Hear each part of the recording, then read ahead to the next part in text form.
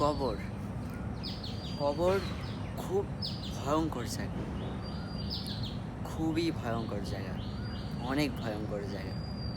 শুধুমাত্র এটা আপনি যখন গভীরভাবে ভাববেন, এসে দেখবেন, তখনই এটা রিয়েলাইজ করতে পারবেন, বুঝতে পারবেন।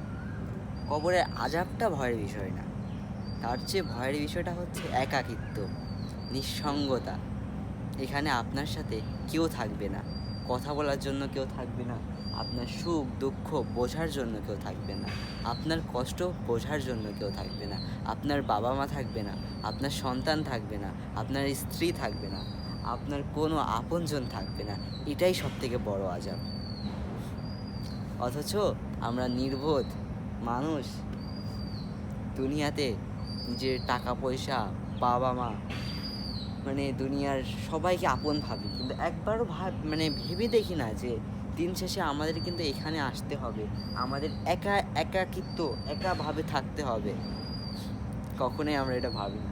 অথচ এখানে দেখেন, আজকে কে, তার নাম হয়তো আমি জানি না, সে একাকিত্ব এখানে পড়ে রয়েছে, একাকিত্ব শুয়ে রয়েছে।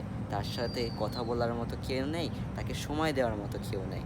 তাই দুনিয়ার আজে বাজে ফালতু এইসব বন্ধুবান্ধব, ফালতু সময় ব্যয় না করে আপনারা আল্লাহর দিকে আসুন। কারণ দিন শেষে আপনাকে আমাকে